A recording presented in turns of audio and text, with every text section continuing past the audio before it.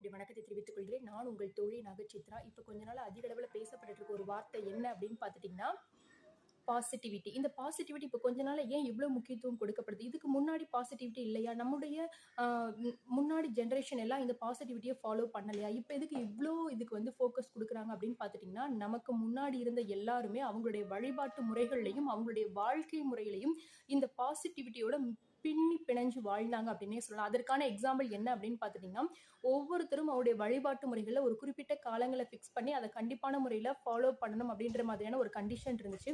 அது பெரிய அளவிலான நேர்மறை எண்ணங்கள அவங்களுக்குள்ள குடுத்துச்சு. அவங்களுக்குள்ள நிறைய கட்டுப்பாட்டு முறைகள குடுத்துச்சு. இன்னொரு விஷயம் என்ன பார்த்தீங்கன்னா, கூட்டு குடும்ப முறை. இந்த ஒரு கூட்டு குடும்ப முறையும் அவங்களுக்குள்ளாக அதிகமான ஸ்ட்ரெஸ் இல்லாதபடிக்கு அவங்களுடைய எல்லா விஷயங்களும் அவங்க ஷேர் பண்ணிக்கிறதுக்கான ஒரு சூழல அமைச்சு குடுத்துச்சு. ஸோ இப்போ இந்த நேர்மறை குறைவதற்கான முக்கிய காரணம் என்ன அப்படின்னு பார்த்தீங்கன்னா, நாம நமக்கான நேரம் செலவழிக்காதது. நெறைய பேர்ட்ட கேட்டீங்கன்னா, நான் எனக்கான நெறைய டைம் ஸ்பெண்ட் பண்றேன்னு அப்படின்னு கேட்டீங்கன்னா, நீங்க ஸ்பெண்ட் பண்றீங்க, செலவழிக்கிறீங்க. நீங்க உருவாக்கல. உங்கள உருவாக்குவதற்கான நேரம் செலவழிக்காமல், உங்கள நீங்க ரிலாக்ஸ் பண்ணிக்கிறதுக்கான நேரம் மட்டுமே செலவழிக்கிறீங்க. எனக்கு வந்து ஸ்ட்ரெஸ் ரிலீஃப் ஆகுது. இந்த ஒரு ஃபிலிம் பார்த்தேன். நான் இந்த இடத்துக்கு போனேன். ஸோ நான் வந்து ரிலாக்ஸ் ஆயிட்டேன் அப்படின்ற ஒரு பாயிண்ட் ஆஃப் வியூ தான் இருக்கேன். என்ன நான் குரோத் பண்ணிக்கிறதுக்கு, என்னோட செல்ஃப நான் இம்ப்ரூவ் பண்ணிக்கிறதுக்கு எந்த அளவுக்கு நம்ம எஃபோர்ட் போடுறோம் அப்படின்னு பார்த்தீங்கன்னா, கண்டிப்பா கிடையாது. ஸோ அதுதான் நம்மள்ல இருக்கக்கூடிய பாசிட்டிவிட்டி குறையிறதுக்கும், நம்முடைய வாழ்க்கை முறையில நிறைய விதமான நெகட்டிவிட்டி வர்றதுக்கும் காரணம் அப்படின்னு சொல்றாங்க.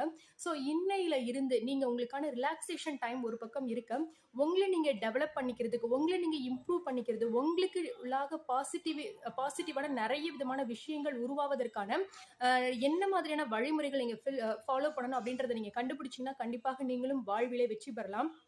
அதாவது பாசிட்டிவிட்டி அப்படின்றது நீங்க உங்களுடைய ஹாப்பினஸை பேஸ் பண்ணது அப்படின்னு சொல்றாங்க. ஸோ இந்த ஹாப்பினஸ் எப்போ வரும் அப்படின்னு பார்த்தீங்கன்னா, உங்களுடைய தாட்ஸ் நல்ல தாட்ஸாக இருக்கும்பொழுது தான் இந்த ஹாப்பினஸ் வந்து வரும்னு சொல்றாங்க. இந்த ஹாப்பினஸும் தாட்ஸும் ஒன்னோட ஒன்று பின்னி பிணைஞ்சது. இந்த ஹாப்பினஸ் தாட்ஸ் இதன் மூலமாக தான் உங்களுடைய வாழ்க்கைக்குள்ள பாசிட்டிவிட்டி வரும் அப்படின்னு சொல்றாங்க.